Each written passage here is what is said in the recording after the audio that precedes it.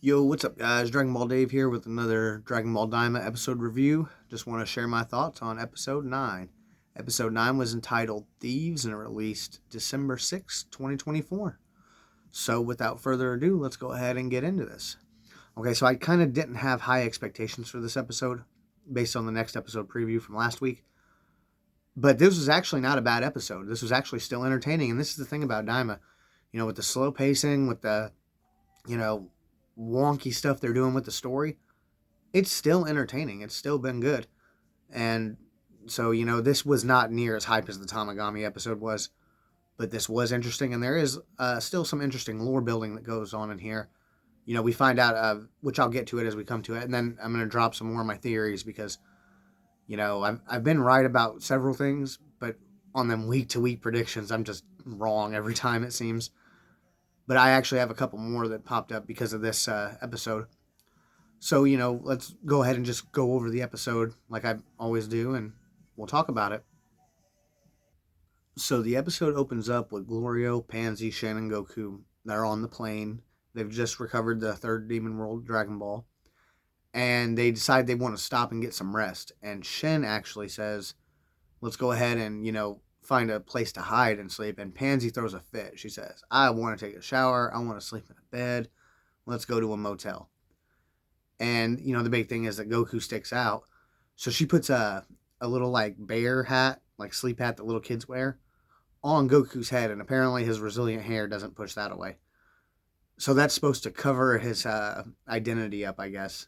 And then when they actually arrive at the motel, Goro even tells him, he's like, hey, go ahead and, put the power pole, the Nuyobo or whatever, in the, back in the plane, and then go ahead and have the Dragon Ball put in this little round bag we have here.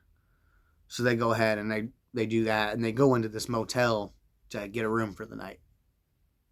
So once they actually get in the motel and start, trying to plan their room out, Glorio suggests that it's best if they all stay in the same room, and they'll get room service. That way to keep their guard up. There's two shady-looking characters, a bird-looking guy, and I don't even know. We're going to find out he's a werewolf, but he's like some weird-looking demon. A fat demon, I guess. I don't know. But they acknowledge that who Goku is because Goku takes his hat off for a second, says it makes his head itch. Pansy's like, nah, you keep it on. But they notice Goku. They notice that and they say, hey, that's that kid that beat the Tamagami, ain't it? And it's interesting. They start talking about the Dragon Ball. Like, oh, that must be the Dragon Ball. I bet that'll fetch a hefty price. It's like, you wouldn't do that to the Tamagami, and this guy beat the Tamagami. Are you stupid? Like, why would you even try? But that seems what the buildup is. These two guys are kind of watching as they're, getting their room, as Glorio and company are getting their room.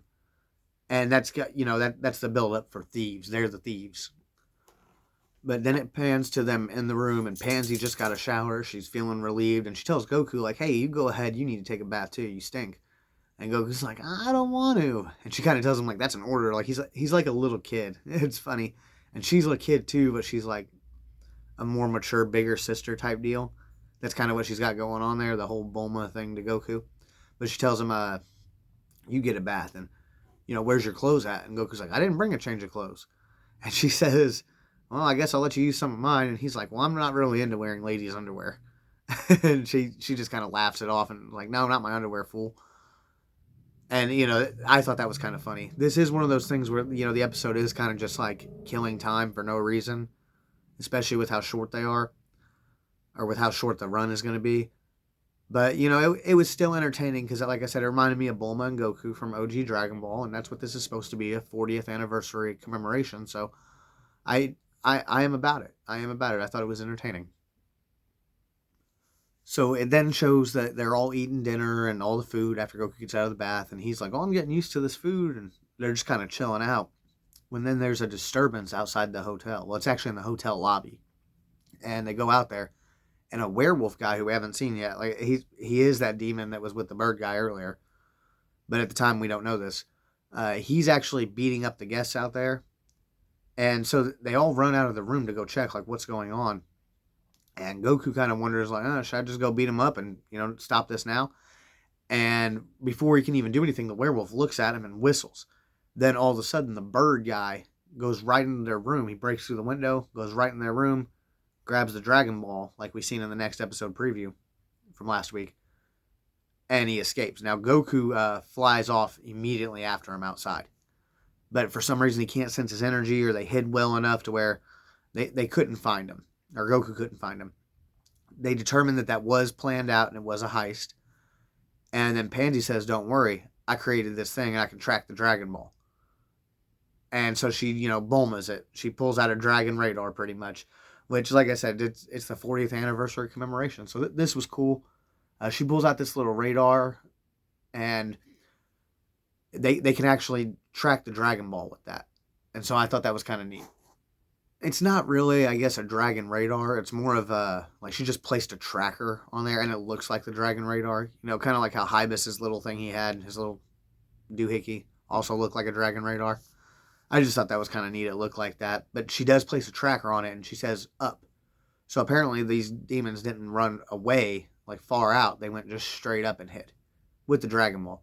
And they're planning to sell it, for a lofty price or whatever. But because of this, Goku goes right to him. Goku, Glorio, and, well, for sure, Goku actually just pops up to him at first, but Glorio comes after that.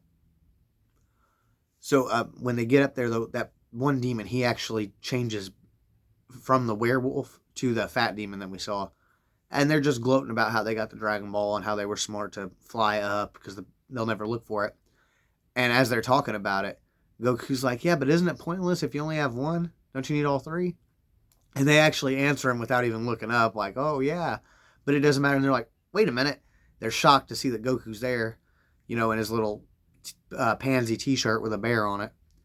But Goku actually tells him, like, you guys can give that back.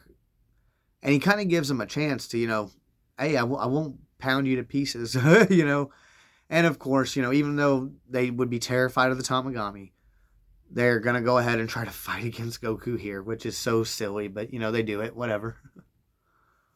But as the demons go to fight Goku, they actually try to run first. And, Goku, they're playing like keep away with the Dragon Ball, with Goku throwing it back and forth. And it was kind of entertaining, I guess. But Goku ultimately gets the ball from him. And then they, like I said, they decide they're going to actually fight him. And Glorio just pops up in front of him. And they get scared because of that. And Glorio does his little thing where he holds up his finger and shoots the little energy blast at him. And it sends them flying off into space just like Team Rocket. I referenced that in that the episode where Goku blew the military police plane into space like that. But that's what it reminded me of again. Team Rocket's blasting off again. But so they recover the Dragon Ball right there. And that was pretty much all with those two demon thieves. So after they recover the Dragon Ball, they go back to the hotel. King Kadang calls Pansy to, tell her goodnight because he's a good father. And then he says that Pansy says, we'll be meeting up with your other crew at Warp tomorrow, at Warp Summit tomorrow. And then Glorio asks, are they strong like you? And Goku says, yes, the two of them are really strong. And he's talking about Piccolo and Vegeta. And that's interesting because Goku doesn't know that Kibito's not with them. He probably assumes Kibito was going to be with them. So because of that, I guess Piccolo's stronger than Kibito. How about that? But then they decide maybe it's best if we camp out somewhere. And Pansy's like, no, this is an expensive motel. Let's stay here. And Goku actually says, they say, we need someone to keep watch though. And Goku volunteers it because he was sleeping on the plane earlier. And then we have this little funny scene where Goku's, trying to stay up and keep the Dragon Ball safe. And it's ultimately showing him just getting more and more tired. And then it goes to the next morning and Goku's, knocked out. But he's got the Dragon Ball, so it doesn't matter. And it's kind of a laughable little moment. Like I said, it's one of those things where they are just kind of adding, scenes that have no impact on the story for nothing. It's just supposed to make you feel that classic Dragon Ball feel. It's a goofy story. We don't know what's going on. It's kind of scattered around. They're on an adventure. There's going to be gag comedy here. And that's what that was. And like I said, I had low expectations going into this episode, and I'm enjoying it. I enjoyed this little funny, goofy stuff. But the next morning, they just get up, and they get back in their plane, and they're kind of make the little joke like, hey, I'm glad nobody took our plane. And Glorio's like, I don't think anybody would steal one of the military police's plane. even though they did that, which is funny. But then Goku asks him how long it's going to take to get to warp, and he says within the day. And so I actually said last week that I think they're going to meet the second Tamagami within 4 episodes. It's probably going to be even less than that. I bet if we don't meet the Tamagami next week, we'll for sure meet him the week after and probably do battle with him. Like I said, I'm actually going to bet we're going to meet him next week now, and the week after we're going to do our battle with him. But, I'm terrible with those predictions, so we'll see what happens. But then we cut to Bulma, Piccolo, Hybis, and Vegeta in their spaceship. And that was their little crew. Well, actually, it pans to them standing outside of where they were staying at for the night. And they're like, oh, our plane's gone. So their plane got stolen too. So there's more of the thieves, I guess. Hybis is like, oh, we stole the plane and somebody stole it from us. Because if you remember, King Kadon actually ordered the plane to be stolen for them in the, what was that, episode 3 maybe? Episode 4? It may have been episode 4. But he actually ordered the plane to be stolen from, I forgot what those guys' name was, something boys, the Gintu boy? I don't know. It was another like little group. But apparently that's like their karma for doing that, But then Hybis says it must be those guys that you beat up last night. And then it pans to a scene. It shows Vegeta look down. And then it like flashes back and it shows they're like in a nightclub. Like a bar, I guess. And they're in there partying or whatever. And the guy says something slick to Vegeta. And then they try to attack him. And Vegeta just dogs everyone in there. They're demon fodder. So now he's... Goku beat some guys up at a bar. Now Vegeta's beat some guys up at a nightclub. They're on par again. Goku and Vegeta are equals again. If you want to look at it like that. But anyways, because Vegeta beat him up, then that's why they go ahead and steal the plane. But Hybis suggests to him, like, hey, we'll just wait here for, the princess to come and pick us up. And so, we have no choice. We're going to have to wait. And he suggests playing like a zombie game to pass the time. And, I said last week the way that Hybis kind of talked to Vegeta and his reaction to the Tamagami, it makes me think that, like, Hybis might have something more to him. And I'm going to go into that a little bit more. But he says, shall we play the zombie game? And he explains it almost like it's real zombies and you have to play. If you get turned into a zombie, you lose. Nobody wants to go play it with him, but that would have been, like, interesting. We got to see him in action. Because at this point, I actually do believe Hybis is a bigger deal than what we think. Maybe I'm crazy, But Piccolo and Bulma aren't interested in going to the zombie forest and playing this zombie game.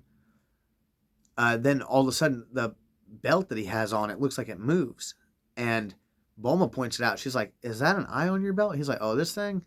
Yeah, it looks pretty cool, doesn't it? I found it in the mountains a long time ago. It's a living eye. And as soon as they explained that, I was like, whoa, wait a minute, what? A living eye? And he just found it in the mountains? And it's interesting. He's just wearing it casually. And it reminded me kind of like Master Roshi. He had the 3-star Dragon Ball when we first meet him. And he was just wearing it casually. He says he found it like at the bottom of the ocean, I think. But it kind of reminded me of that. Like you have this item and you don't even know what it is. I'm calling it right now. That's the third eye. That's the tertiary oculus or whatever it's called. The evil third eye that, Goma wanted to find that Daburo's father, lost. So that right there, I think, like, it's not confirmed that's what it is, but I'm calling it right now. That was definitely that little evil third eye. And what's more, like, interesting about that is as soon as that scene ends, it pans to Goma and Degasu, and that's literally one of the first things that Goma says. I wish I would have, wished for the evil third eye. So it's like the eye, they don't know where it's at, but it's right there in plain view the whole time. And I think that's kind of neat. But anyways, the scene with Degasu and Goma, Degasu gets a recall, I think from the military police, letting them know, like, hey, basically the news has traveled. The third Demon World Dragon Ball has been taken, a Tamagami was defeated, and it's a spiky-haired kid with a red stick. Degasu instantly puts 2 and 2 together and is like, hey, apparently the people that we turned to kids are here in the Demon Realm. And Goma's like, what would they even be doing here? Like, how can they, what's their goal? To save Dende, the little Namekian kid? And Degasu's like, I don't know, but it appears like they're collecting the Dragon Balls. And at first Goma looks funny, then he's like, oh, well, that's impossible. They can't get those. They're cooked, And Degasu's like, I wouldn't say that. They already beat the third Tamagami and got one. And when Goma said this, it actually seemed weird to me because it was like, well, the Tamagami are not stronger than Majin Buu. I'm not going. So if they can beat Majin Buu, they're gonna fuck your Tamagamis up. But then right after that, Goma says like he can't believe it because we turned them to kids. So he just can't believe that they're still this strong. Which this is an interesting little line because this almost implies like it doesn't really imply anything, I guess. But because he's doubling down on they should have been weaker because we turned them to kids and they're not weaker, it seems.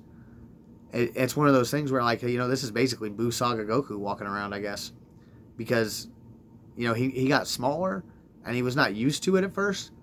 But other than that, he doesn't actually seem to be physically weaker. So that was kind of interesting.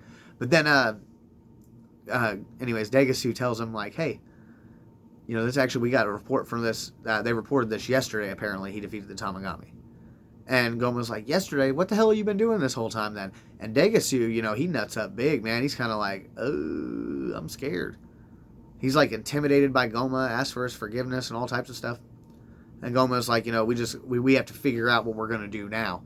And I did think it was interesting because, they've been telling us that Goma is powerful, but it's his magic. And he's scared to death of what he sees with Fat Buu and Vegeta and Goku and Gohan and all them. So, I mean, he can't have too much power to do something, but for these other beings, that if they don't have power like that, or, Degasu might even be stronger than Goma, but I believe Goma's magic is really a big deal. The magic he has, there's a reason why he was second in command, or right next in line behind Deborah. I think that there's a reason for that. But they're like, well, what are we gonna do now? But as I mentioned earlier, the last thing that Goma does say is he's like, I knew my first wish should have been to attain the evil third eye, and so that's why I think that Hybis walking around with that eye, I think that's the evil third eye. I'm calling that now, guys. The next scene, it pans to Goku, Pansy, Glorio, and Shen arriving where Bulma and company are. They arrive just like that, and they get there, and they do their little formal introductions. Pansy makes a comment that she's never seen a Namekian before, and recognizes Piccolo as a Namekian. Vegeta says, I heard you already got a Dragon Ball. Let us on the plane, let's go. And Goku's like, well, we're not all going to fit on there. And Bulma's like, what are you talking about? You literally came here to get us. And they're like, well, we're not all going to fit, and we can't get rid of our food rations in our tent. So then Pansy's like, well, I'll just call my dad to get you guys another plane, but it might take some time. And they pretty much just treat him and have him sitting there waiting. Piccolo deduces, he's like, oh, we should have brought Kibito for sure because he's got, instantaneous movement. He can teleport. And Bulma's like, can you repeat that? And her eyes go all evil looking and stuff, and I thought that was kind of funny. It was entertaining. Then Hybis again suggests, like, hey, let's play the zombie game until the plane arrives, We might as well. And I want them to do this. I want to see how strong Hybis is. I'm hyped for it, I want to see. But while they're sitting there waiting, all of a sudden the demons who Vegeta beat up at the bar appear. And they've got some buddies with them. They got a guy who's got some, like, Raphael, Ninja Turtle size. He looked kind of cool. They got a horse with boxing gloves. I thought that was entertaining. But they show up and they're like, hey, we got weapons. Now they got the one guy, he's got a Kusarigama. And that's like a mini Reaper Sai with a chain on it. With the ball. My dad had one for us a long time ago. I'm a scrub. I let it go in a pawn shop. But anyways, they come and they're ready to fight Vegeta and all them now. And Vegeta and Piccolo just kind of smoke them. Vegeta beats up all of them except for one. Piccolo knocks out one of them for him. Other than that, they just kind of destroy these demons. And Vegeta says, that didn't even serve to waste time. Now, it was a very lackluster thing. This is pretty much on par with Goku fighting a bunch of demons. The same way that, I'm sorry. With Vegeta fighting a bunch, the same way Goku did before. And so, it was funny. It was entertaining. But like I said, it didn't even serve to waste time, is what Vegeta said.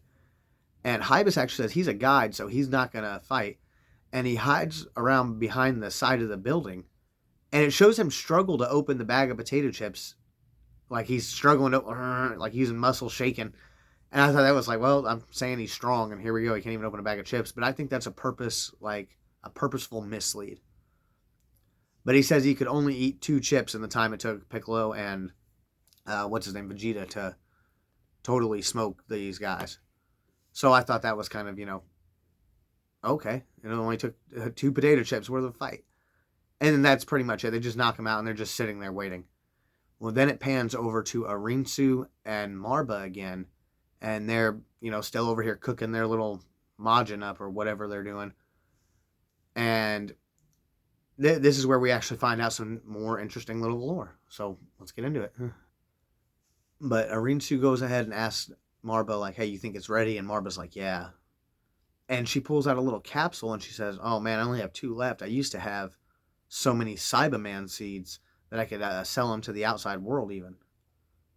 And I thought this was a kind of interesting. It's like, whoa, so the Cybermen, the little Sabermen guys, they actually come from the demon realm. That's neat. And apparently Marba's, I don't know if she grows them or how it works, but she has access to them right now. And she's only got 2 left. Arinsu says, let's just try 1 just in case this doesn't work right. And Marba's like, don't you trust me? And she's like, well, didn't you yourself say Majin Buu was a fluke? And they just kind of, brush it off or whatever. And Marba tells Arinsu, go ahead and plant 1 in there. And this will actually help increase Majin Buu's essence, but it won't help with control. And so that's an interesting little thing because those Cybermen, they seem like they were loyal to Nappa and Vegeta, but they were just like brainless monsters for the most part, it seemed. And so that, this is neat though. We find out the Cybermen come from the demon realm. They're little fucking seeds that Marba has, and she used to sell them to the outside world. So at some point, that's where the Saiyans got the Cybermen. And I think that's really kind of neat. I don't think I would call it a retcon or anything like that. I just think that's new lore building that is awesome. And that's why I like Daima, because of stuff like that. But Arinsu plants the seed in there, and then she adds a little bit of water from a little like teapot looking thing on there. And it starts bubbling up and it explodes. And Marba's like, oh yes, this is good. And a being comes out of there. This Majin guy, his name's Majin Ku.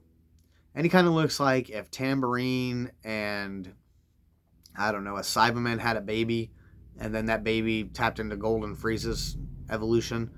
That's kind of what Buddy looks like. But his name is Majin Ku, and he's got the same pants as Majin Buu. So now it's, with that, to me, that's a dead giveaway to like, hey, this lady created Majin Buu, guys. Marba did it. But he's born. And Arinsu tells him right off the bat, go defeat Tamagami number 1 and take the Dragon Ball. And Marba's like, you're going to start with a Tamagami? And Arinsu says he needs to be at least that strong, otherwise he's not worth making. So she's like, hey, we're going for the Tamagami 1. That's interesting. We actually see then the Majin, he leans up, smiles, and says, understood. And that ends the episode. So that's kind of cool.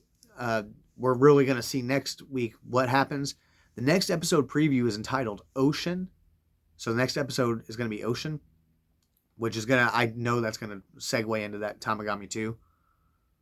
But it's actually, there's not much in the panels there and the little scenes that we don't really see anything worth, talking about. There's no action. There's no new character. There's no nothing. It was kind of just like vague. And hopefully that means that, we go in there not knowing nothing and they blow our socks off. I don't know if I'm ready for them to fight the second Tamagami yet. That would seem almost like kind of rushed. But based on the way the pacing's gone and stuff at this point, I guess that's the best thing for them to do. I don't know for sure, like I said, if they're going to fight the Tamagami next episode, but I guarantee they meet him. They meet him. And if they don't start fighting him, by episode 11, we are definitely fighting him. So, that's interesting. I enjoyed this, actually, for it being a very lackluster, slow episode. There was some new lore building. I thought that was cool. Other than that, that's pretty much it. Just, tell me your thoughts on it. Tell me where you think I'm talking nonsense. If you got any predictions, let me hear them. Like I said, my big one I want to stick with right now is I think Hybis has that third world demon. That evil third eye, the demon realm, or the tertiary oculus, whatever it's called. But other than that, that's pretty much it. So thanks for watching.